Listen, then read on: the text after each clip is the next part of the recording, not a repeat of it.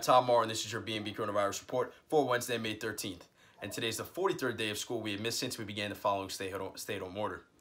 Yesterday in Washington, the Senate held a hearing with the medical experts leading our national response team to the coronavirus, including NIH Director Dr. Fauci, who said, "I think we're going in the right direction, but the right direction does not mean we have, by any means, total control over this outbreak." On the subject of returning to school in the fall, Fauci added that the idea of having treatments available or a vaccine to facilitate the reentry of students into the fall term would be something that would be a bit of a bridge too far. As I mentioned, the drug that has shown some degree of efficacy was modest, and it was in hospitalized patients, not yet or maybe ever to be used either yet as prophylaxis or treatment. So if the issue is that the young individuals who will be going back to school would like to have some comfort in that there's a treatment, probably the thing that would be closest to utilization then would likely be passive transfer of convalescent serum. But we're really not talking about necessarily treating a student who gets ill, but how the student will feel safe in going back to school. If this were a situation where we had a vaccine, that would really be the end of that issue in a positive way. But as I mentioned in my opening remarks, even at the top speed we're going, we don't see a vaccine playing in the ability of individuals to get back to school. In Binghamton, Governor Cuomo went into further detail about the state's regional reopening plan, describing the transparency in the system that will allow residents to know exactly where their region stands. And that's what we're doing here in New York. All the facts are on the website. All the facts for your region are on the website. You know exactly what I know. I don't know anything more than I am telling the people of the state of New York. And you can see the changes in your region. Capital District in New York changed overnight. You can see the changes in the direction in your region. Now let's check out what's going on in your neighborhoods with our BMB reporters around the district. Hi, I'm Aidan, Carolan, reporting from Gildersleeve Street. I think the coronavirus will definitely going to be changing my plans from the summer, specifically me wanting to get a job, because with it continuing to spread, it doesn't seem likely that non-essential businesses are going to be opening anytime soon. And even if they do, I don't think they'll be offering new jobs because they may not want to, put another person on their payroll when they already have to make up for the amount of money that so many people lost during this shutdown. The thing I missed from school the most is definitely seeing all my friends and teachers every day and really being able to interact with people. It's just, it sucks staying at home all day and really not being able to go out and see people. And I really don't have any idea as to when I think Long Island will be able to reopen, but my hope is that we'll be able to open again by mid-June, early July. From BMB, I'm Aidan, Carolan. Hi, I'm Hannah Broxman reporting from Henry Street. Yesterday was Mother's Day, and even with all that is going on with the pandemic and social distancing, we still found a creative way to celebrate. We did a drive-by at my grandparents' houses and had presents and posters for them and wished them a happy Mother's Day. The rest of the day, we were outside on our deck in our backyard since it was so nice out. Even though we all couldn't be together in a normal way of having a meal or spending the entire day together, it was still a good Mother's Day because we made the best of the current situation. It made everybody's hearts and minds feel better, which is very important, especially as we are isolated from our family and friends during the pandemic. Soon is fine, but it's no comparison to us all being together. Other occasions we should still celebrate during these times are Father's Day, birthdays, and anniversaries, because now more than ever we value the being of our friendships and our family members, being that has never been so important to be from a distance. For BMB from Henry Street, I'm Hannah Broxmeyer. Hello, I'm Spencer Mattis, reporting, once again, from Legion Street.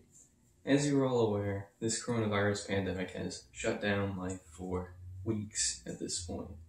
We're pretty much set to go through May, at minimum, in these quarantine measures, and I don't think we'll be opening up really anytime relatively soon. I believe that we're going to be under the social distancing and quarantine measures throughout most, if not all, of the summer.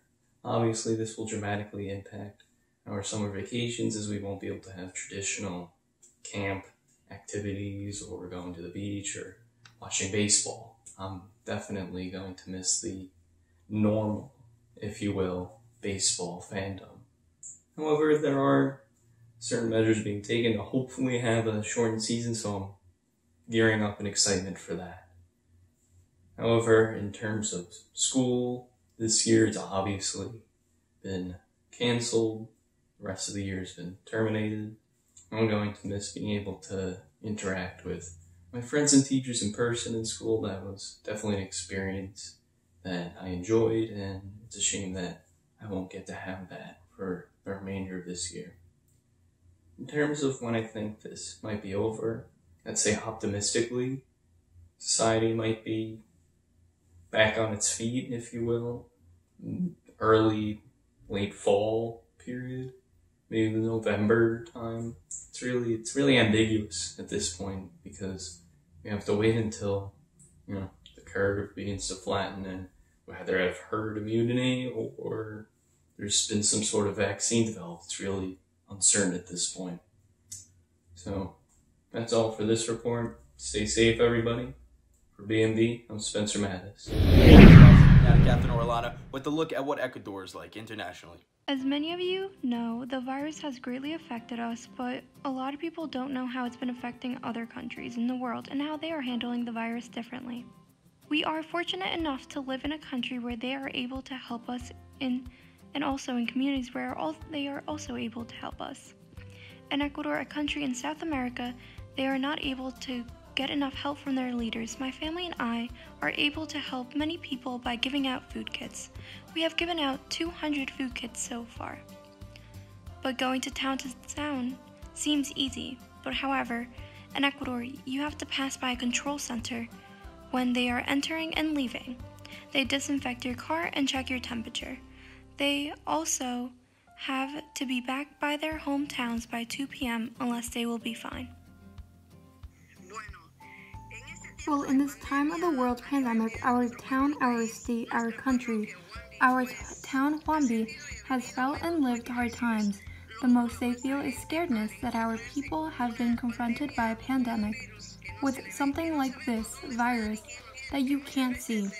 You don't know where and who has it. And the most times we have thought of this fear and we are not prepared to confront the fear. And in the process of this pandemic, we have seen everything. But the most important thing that this has to be is God. I think with His infinite mercy, He has given us a big test for our soul's love, a test to check if we are solitary. And people have been coming by the neighborhood to see classmates, friends, and godparents, and trying to solve problems in one way or another, and giving them words of faith, hope, and food. But on the other side, people who don't have anything to serve and don't have anything on their plates. Many people have been helping around their communities, and my family and I have been helping the communities of Ecuador too. Thanks to the help of these two little ones, kids, you guys, Pedro, Catherine, and Miriam Oriana. This girl and this boy that are interviewing me have donated their savings money that have been saved by their allowance or work. And with those works, we have been able to go where people really need it. Remember that there is our world and there is more to the world around. There are more people that need help. Like in the world of God, there are less planters, but we are the seeds. There is lots to do and many things to share. There are many things to give to people who need it, and for that stays recorded in the heart. Bueno, cuando tu mamá me dijo que le ayude en esto de los kits, well, when your mom asked me to help her with kits, I got so happy because I have done donations in the past of 120 kits for the town. A lot of people did not receive, and they were asking where the kits were for them. And thanks for the help of Miriam, Catherine, and Pedro, we have gotten 168 food kits, and in total it was 396 families. And so we feel happy that they received, and it was received to groups, kids, single mom, elderly, and a lot of people that lived by check. And selling their products from what they have harvested, and with that money they used to buy their stuff. By picking the most vulnerable around the town, and also the people in the center of town. It seems it's harder for people who lived in the center, as it makes it harder to harvest fruits or to work in something, because they are quarantined in their house. And so the vulnerable is for people that are 40 days in their house with no income, and receiving a kit is very helpful.